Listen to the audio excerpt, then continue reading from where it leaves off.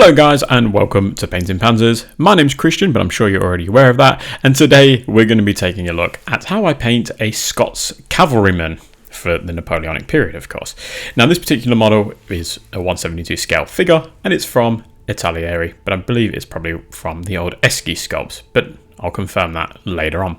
This particular video is one of two, I believe, cavalry figures that I've painted, and it's been an absolute joy to paint. The end goal is to do a combination of all the cavalry figures that I've painted and make up a combination of them all. And if that's something you want to see, please do let me know in the comment section. But enough of me carrying on. I want to get stuck into this video, and I really hope you guys enjoy this and the Napoleonic stuff that I've been putting out lately. Alright, let's get into it. Sorry guys, just before I actually get into this video, I just want to briefly touch on some of the updates on the membership side of things. Tier 1s now have access to Discord, so that's the lowest tier. And all of the Patreon members now have an accessible page for those paint lists that I produce every week or two under the collections page where you can find all of them. So yeah, they're just a few little updates I just wanted to quickly touch on before the video starts, but now let's get into it for real. Now I'm going to start by painting the horse in deck tan, and I've given it a prime of Tamiya Surface Primer Light Grey. So as you could imagine, we are actually going to be painting this horse white. Now I have covered a brown horse already as part of the Hussars painting guide, so I'll leave a link to that video in the top right corner now, as well as in the video description. So yeah, I'm going to go with deck tan. Probably overkill, to be honest, if you're using a light grey primer like I am, but you can see the deck tan actually is quite a lot lighter and more creamy in its colour, so I think it's probably worth doing. It can be pretty quick too. With that done, I'm then going to paint the fabric that's underneath the saddle in basalt grey. Again, I'm going to stress this point a lot. This particular period I know absolutely nothing about, so it's just what I've googled online and some of the stuff, the very limited knowledge I have, and this is what I've seen, that they have that sort of grey covering on the bottom there. And then I'm going to be painting all of the saddle and all the linkages and the bits of connecting areas with German camo medium brown. Now in my previous guide I used saddle brown, so the reason I'm using German camo medium brown this time is purely to give you a change. So watch the other video, the 11th Hussars video, and tell me if you prefer this brown or if you prefer the saddle brown. Now deep red is what I'm going to be using for this particular area. Now from my understanding, this is actually a bedroll that was rolled up and it was of the red colour, but then I've also read that it was blue, so from what I've seen, reference photos and that, it was red, so I'm just going to go with red for that from AK Interactive. Then for the hoofs, I'm going to be painting those in burnt umber. They come in a variety of different sort of colours, but I think burnt umber is just going to work perfect for what I want. Plus they're going to be muddy and sort of stuff anyway, so it's probably a good shout. And then I believe this is an extra pouch for ammunition. I'm going to be using black for that. I could be wrong, but again, reference photos suggest that that was probably painted in black. But the focus of this part is going to be on the horse. We'll look at how I paint the rest of all that stuff later on. And then for the mane and the tail, I'm going to be using old wood because I'm going to give him more of like a blonde, purple would be crazy, a blonde mane. And yeah, just to change up again from that same horse that we painted in the Hussar tutorial. Once that's done, I'm going to give it a wash of Nor Oil and Lafayette Medium, a 1:1 ratio, using those Warhammer or Citadel paints again, and that you can see that wash is really nice. It's not too black, just make sure it doesn't pull on those flat surfaces and just goes in all the grooves and such. Then I'm going to be going over deck tan. You can see now that I'm going to be repainting pretty much all of the horse, but leaving some of the washed recess, some of the original washed paint in the recesses. So basically, you can see all those muscles in the leg there, so I'm pretty much painting all of it, but leaving a line in between each muscle. So these Italeri and ESCI figures are very easy to paint because the muscles are so obvious to see.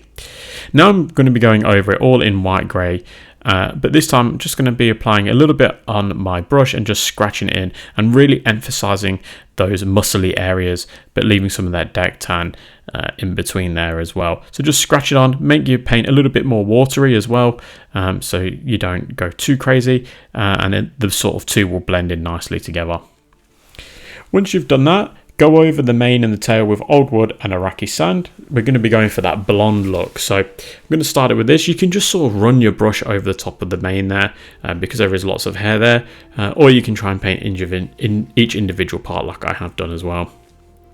And then once that's on, I'm going to go over it with Iraqi sand. But this time I'm just adding in a little line in the middle, just really trying to make that mane stand out. You can see that that is really starting to come together once it's in focus, of course. More of that sort of blonde look to it. Sorry about the focus there. But yeah, looking really nice. Now for that saddle, I'm going to be going over it with German camo medium brown and orange brown. So it's going to give us a nice sort of worn leather colour with the addition of the orange brown into the mixture at the 1:1 ratio. Now if you're familiar with the channel, you'll know that a lot of these paints are the same. So you only really need like 30 or 40 odd paints for what I do, and you'll pretty much be set. So that's the reason why I tend to use all the same paints, is trying to keep the amount of paints that you're using down to a minimum. Then going over all of the hoofs in burnt umber again. I'm not going to go crazy and make them light or whatnot, because I'm just going to make them all dirty when I put the ground texture on. Then for the eye, I'm just going to add a little bit of black into the eye, but leaving a little bit of white showing as well. So horses' eyes are mainly black, they're just a little white dot at the end. Now that is our horse done. So now we're going to focus on the actual cavalryman, if that's the right word. So for the main red part of his uniform or tunic, I'm going to be using that same deep red that we used on the horse with from AK Interactive. Deep red, as you'll probably be familiar with my other videos, is my go-to for the Napoleonic era. I think it just works absolutely perfectly for this sort of color. It's a really, really nice red. Then for his trousers, or his riding trousers, again, I'm not exactly sure what the name of these would be because they're made in two parts. The first part I'm going to be painting in basalt grey, and then I think there's a bit of padding on the bottom of his legs which we're going to paint in a different colour later on. But for now we're going to be painting in basalt grey. Again, the same colour that we used for that cover that was underneath his saddle, and then I'm going to be painting all the metal areas in that colour too. Now for the bits of uniform that's in blue, I'm going to be using dark Prussian blue to paint those. So you can see in the cuff area here, that needs it. His collar as well needs some of this blue. And then as well, his little bit of equipment on the back. I think it's some sort of water bottle from what I can make out. And then for this little pack here, I'm going to be painting that in black. There's also a few other areas that we need to focus on in black, but for now I'm going to be painting that in black. You could go with a dark grey if you wanted to, or a mixture of black and dark grey, but I'm just going to use black because it was a very dark black colour. Then for his ammunition pouch, I'm going to be painting that in black, as well as his bearskin hat, be painting that, or cap, I'm going to be painting that in black, as well as his boots. So black's going to be used quite a lot on this model. Now, I did mention how the trousers were made up into two parts. I'm going to be painting that padded part in German camo medium brown. So it's going to match the saddle to a degree. But again, reference photos and art sort of suggests that that's the colour it was. Now for the carbine, I'm going to be using flat earth. And I'll be using flat earth as well for any other wooden areas. You could also paint his hair in this colour if you wanted to. But it's up to you. And then for those metal areas, I'm going to be using black grey. So I have used basalt grey for metal areas, but that's for more the really metallic areas. For the dark gun metal, I'm going to be using black grey. So just bear that in mind. You can see the carbine goes all the way down with that metal bit.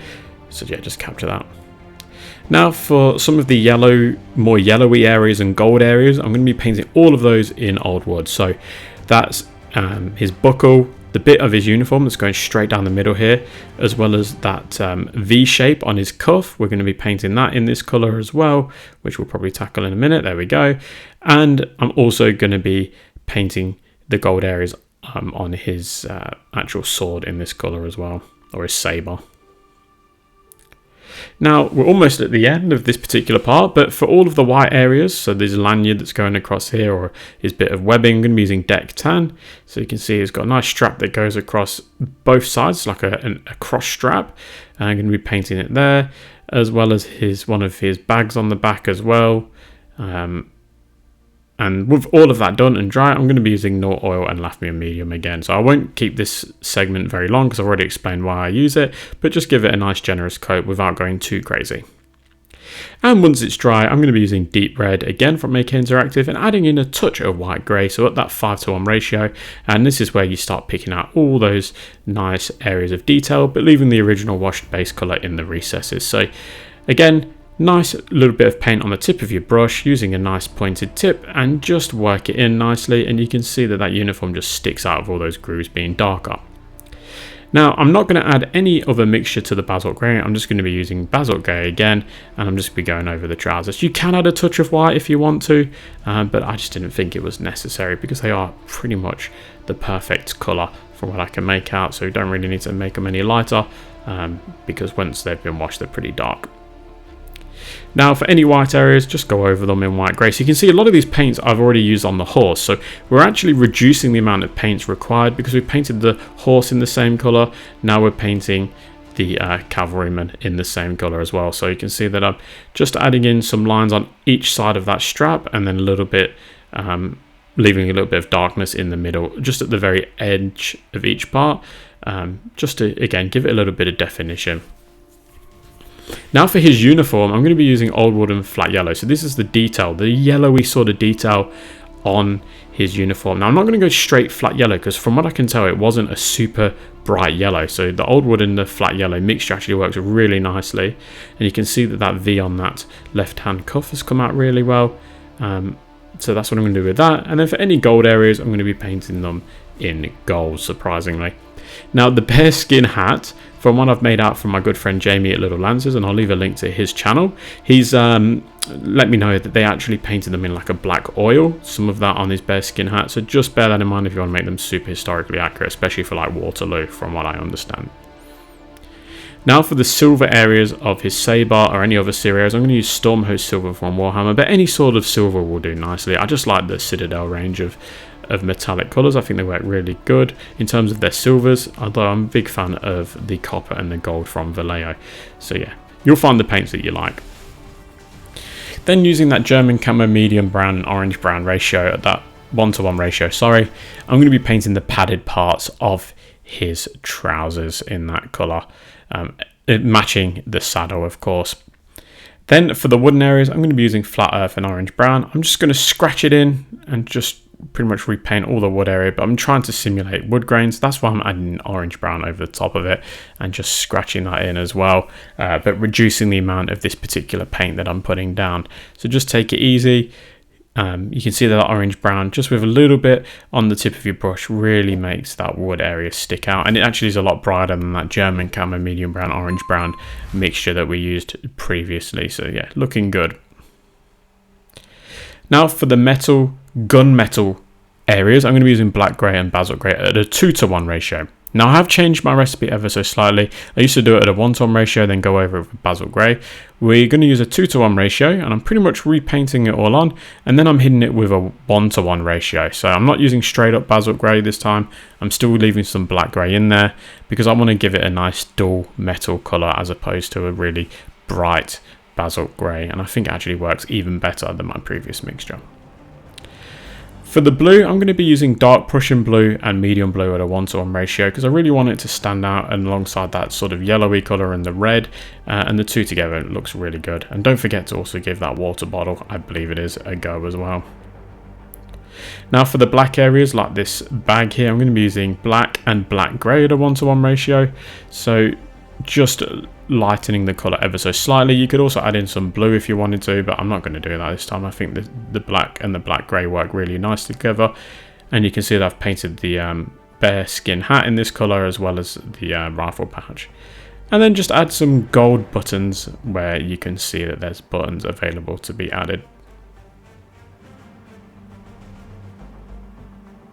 Now, with all of that done, we've managed to finish the model, and he looks absolutely great. So I don't know how many Napoleonic videos I've actually got now. I think this is maybe my 6th or 7th. I might have to start a playlist for the Napoleonic era, painting Napoleonics. That's got a bit of a ring to it. Yeah, but I really would like to know in the comment section how you found this video, if you enjoyed it. I will be doing a a combination of cavalry videos in terms of how I paint horses. So we've got the white horse, we've got the brown horse, perhaps I'll do a black and sort of a grey horse with a mixture of different like dots and sort of patterns, and then I can do one big video. So let me know if that's something you think will be worthwhile, if you're enjoying the Napoleonic era, or do you want me to go back to World War II. But if you've seen my socials, you know I've been given a big load of Italeri toy soldiers, so there's still a lot of these to come. Now, as always, I must say a huge thank you to my Patrons and YouTube channel members. So we've got Patrick, Oscar, James, Panzer Jim, Lack of Foresight Gaming, Mike, Mikey, Eric, Rothgar, Ian, Adam, Rob and Alan. You guys are all champions. Thank you so much for being those higher tiered members. Alright guys, I'm going to leave it here. Don't forget to drop me a comment below, and I will catch you at the next one.